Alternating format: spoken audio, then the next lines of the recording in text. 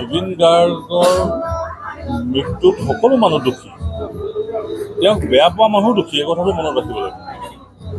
আমাৰ মুখ্যমন্ত্ৰী হিমন্ত বিশ্ব শৰ্মা ডাঙৰীয়া ৰাজ্য চৰকাৰখনে যিমানখিনি পাৰে সিমানখিনি কৰিছে, বহুত চিৰিয়াছলি কৰিছে। জনসাধাৰণে মুখ্যমন্ত্ৰী ডাঙৰীয়াৰ ওপৰত বিশ্বাস ৰাখিব লাগিব, জনসাধাৰণে ন্যায়ালয়ৰ ওপৰত বিশ্বাস ৰাখিব লাগিব। হিমন্ত বিশ্ব শৰ্মা ডাঙৰীয়াই নিৰৱচ্ছিন্নভাৱে গোটেই ব্যৱস্থাটো চাইছে। কাৰণ আপোনালোকে জানে চাগে, আমাৰ সকলোৰে প্ৰিয় লগত মুখ্যমন্ত্ৰী ডাঙৰীয়াৰো জুবিন গাৰ্গ প্ৰিয়। মৃত্যু অস্বাভাৱিক, এই কথা সকলোৱে জানে। আৰু তাৰ কাৰণে ভাৰতীয় জনতা পাৰ্টীৰ দলৰ পৰাও বহুত চিৰিয়াছলি ষ্টেপ লৈছে। মই দলৰ কথাটো এইকাৰণে কৈছোঁ, বহু মানুহে হয়তো বহুত মিছআণ্ডাৰষ্টেণ্ড কৰিব। জুবিন গাৰ্গ ডাঙৰীয়াই নিশ্চিতভাৱে ন্যায় পাব। মুখ্যমন্ত্ৰী ডাঙৰীয়াই যি কথা চিন্তা কৰিছে সেই কথাত ন্যায় সম্ভৱ হ'ব। ৰাজনৈতিক দলবিলাকে ইয়াক লৈ পেলাই মুখ্যমন্ত্ৰী ডাঙৰীয়াক বিভিন্ন ধৰণৰ কটু কথা শুনাইছে। এই কটু কথা শুনাটো যুক্তি নযুক্তি। যাক যাক ধৰিব লাগে SIT বনাই দিছে, ধৰিব লাগে ধৰিছে, তাৰ এনকুৱাৰী হৈছে, এনকুৱাৰী ৰিপৰ্ট হ'ব। মানুহে কেইদিনমান পিছত মানুহে কি কথা কৈছে সেইবিলাক কোৰ্টৰ যোগেদি জানিব পাৰিব। ইয়াতো কোনো ধৰণৰ ব্যৱস্থা নাই, তাতো কোনো ধৰণৰ জবানবন্দী যেতিয়া লিপিবদ্ধ হ'ব, জবানবন্দীবিলাকতো মানুহে পঢ়িব পাৰিব। গতিকে আমি বহুত চিৰিয়াছ এই ক্ষেত্ৰত। জুবিন অনুৰাগী হওক বা জুবিন গাৰ্গ ডাঙৰীয়াৰ যিসকল আত্মীয় হওক, তেওঁৰ এটা ডাঙৰ পৰিয়াল আছে, কেৱল ফেমিলি আছে ন, সকলোকে আশ্বস্ত কৰিব খোজোঁ, মই চৰকাৰ নহয়। কিন্তু আমি যিমান দূৰ জানো, হিমন্ত বিশ্ব শৰ্মা ডাঙৰীয়াৰ নেতৃত্বত এই তদন্ত প্ৰক্ৰিয়া বহুত ভালকৈ চলিছে। আৰু ভৱিষ্যত দিনত কোনো এনেকুৱা ষড়যন্ত্ৰ কৰিবলৈ সুবিধা নাপাব, এই কথা মনত ৰাখিব। এই তদন্তৰ পিছত ৰাহুল গান্ধী, গৌৰৱ গগৈ এওঁলোকে ৰাজনীতি কৰিব আহিছে, ৰাজনীতি কৰিব নালাগে, সমবেদনা জনাব লাগে। আৰু আমি ভাৰতীয় জনতা পাৰ্টীৰ হৈ পেলাই আমি যিহেতু ন্যায় বিচাৰিছোঁ, গতিকে ন্যায়টোতো চৰকাৰে দিব, ক'ত দিব? আপোনালোকে ক'ত অসুবিধা হ'ব চাওক, টেকনিকেল কথা এটা মই কৈছোঁ। যদি SIT ৰিপৰ্টত গণ্ডগোল থাকে, যদি কেছ ডায়েৰীত অসুবিধা থাকে, তেতিয়াহে ৰাজ্য চৰকাৰ দায়ী হ'ব। সেইবিলাকতো এতিয়ালৈকে হোৱাই নাই, তদন্ত সম্পূৰ্ণই হোৱা নাই। আৰু মুখ্যমন্ত্ৰী ডাঙৰীয়া বা আমি সকলোৱে কৈছোঁ যে ন্যায় দিব লাগে। তাৰ কাৰণে ৰাহুল গান্ধী আহিব নালাগে, আহিলেতো ভাল।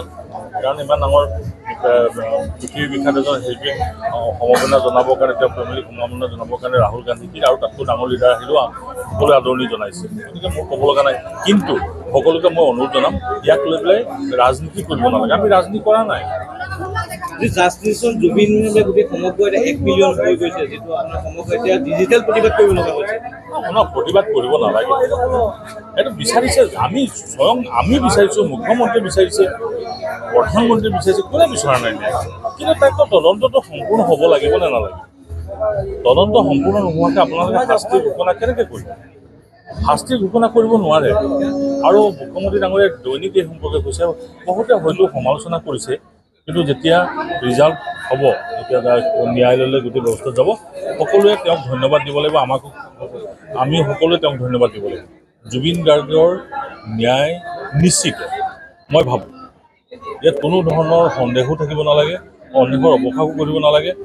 কাৰণ কেলৈ এনেকুৱা ঘটনা আৰু ভৱিষ্যতে যাতে নহওক, তাৰ কাৰণে আচলতে এতিয়াৰ পৰাই ব্যৱস্থা ল'ব লাগিব। কাৰণ ইমান বিশ্বাসঘাতকতা, ইমান তাৰ এটা প্ৰমাণ এইটো আমি ভাবোঁ দেই। এতিয়ালৈকেতো মই নাজানো SIT কি হৈছে, কিন্তু যিটো মই জানিব পাৰিছোঁ সেইমতে জুবিন গাৰ্গ ডাঙৰীয়াৰ ন্যায় নিশ্চিত। জুবিন গাৰ্গ ডাঙৰীয়াৰ ন্যায় নিশ্চিতভাৱে পাব মুখ্যমন্ত্ৰী হিমন্ত বিশ্ব শৰ্মা ডাঙৰীয়া। আৰু অসম পুলিচে তাৰ কাৰণে সম্পূৰ্ণ ধৰণে ব্যৱস্থা কৰিছে। কিন্তু বাকীখিনিতো আৰু ন্যায়ালয়ৰ ওপৰত থাকিব, ন্যায়ালয় কেনেকৈ কৰে সেইটোতো নাজানিম। কিন্তু চৰকাৰৰ ফালৰ পৰা কোনো ধৰণৰ লেপচেছ নাই বুলি মই ভাবোঁ। ন্যায় ব্যৱস্থাটো ইতিমধ্যে আৰম্ভ হৈছে।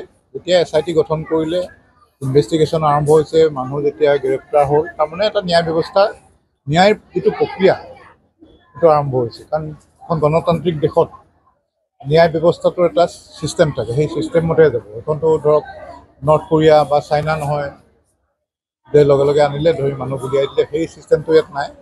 কিন্তু সেই ন্যায় প্ৰক্ৰিয়াটো ইতিমধ্যে আৰম্ভ হৈছে। আৰু ইতিমধ্যে মাননীয় মুখ্যমন্ত্ৰী মহোদয়ে কৈছে যে 3 মাহৰ ভিতৰত চাৰ্জশ্বিট দাখিল কৰা হ'ব। তাৰপিছত বলটো ন্যায়ালয়লৈ যাব। কাৰণ ন্যায়টো দিয়েগৈ, শেহতীয়াভাৱে ন্যায়টো কোনে দিবগৈ? আল্টিমেটলি ন্যায়ালয় দিব। বাকীখিনিয়ে জাষ্ট ন্যায়টোক আগবঢ়াই দিব, ন্যায়ালয়লৈ বস্তুখিনি আগবঢ়াই দিব, যিখিনি তেওঁলোকে পালে এই প্ৰক্ৰিয়াটোত। সেইকাৰণে ন্যায় ব্যৱস্থা ইতিমধ্যে আৰম্ভ হৈছে, ন্যায়ৰ যিটো প্ৰচেছ। আৰু শেহতীয়া হেৰিটো ন্যায়ালয় সেইটো ন্যায়টো দিব। বাক্সা জিলাত কিন্তু প্ৰথমতে যি আন্দোলন কিন্তু শান্তিপূৰ্ণভাৱে হৈ আছে তাৰ পাছতে কিন্তু সেইটো মই ক'ম ৰাইজক যে ৰাইজে অলপ শান্তিপূৰ্ণভাৱে থাকিব লাগে, কিয়নো শান্তিপূৰ্ণভাৱে নাথাকিলে আচলতে ন্যায় প্ৰক্ৰিয়াটোতহে ব্যাঘাত জন্মিব। যদি এনেকুৱা ধৰণৰ চব অশান্তিকৰ পৰিৱেশ হৈ যায়, তেতিয়া যিকেইজন দোষী তেওঁলোকে আদালতত এপিল কৰিব যে আমাৰ বিচাৰ প্ৰক্ৰিয়া ৰাজ্যৰ বাহিৰে নিব লাগে, যিহেতু আমাৰ প্ৰাণৰ প্ৰতি ভাবুকি আহিছে। সেইকাৰণে ৰাইজে শান্তিপূৰ্ণভাৱে থাকক। আমাৰ ন্যায়ালয়ে সদায় ন্যায় দি আহিছে, কিন্তু সময় লাগে ন্যায় দিব। এই ক্ষেত্ৰতো ন্যায় দিব। অকল বিৰোধী দল বুলিয়ে নহয়, দল সংগঠন বহুতে বস্তুটো এটা ইছ্যু কৰিব খুজি আছে, কিন্তু ইতিমধ্যে তেওঁলোকে এইটো ভাবি চোৱা নাই যে ন্যায় প্ৰক্ৰিয়াটো আৰম্ভ হৈছে। আজি এটা টিম গঠন কৰিবলৈ কৰিছে যেতিয়া ন্যায় প্ৰক্ৰিয়াটো আৰম্ভ হৈছে। যিকোনো খবৰৰ বাবে যোগাযোগ কৰক 7099017330 লগতে 7099017110 নম্বৰত।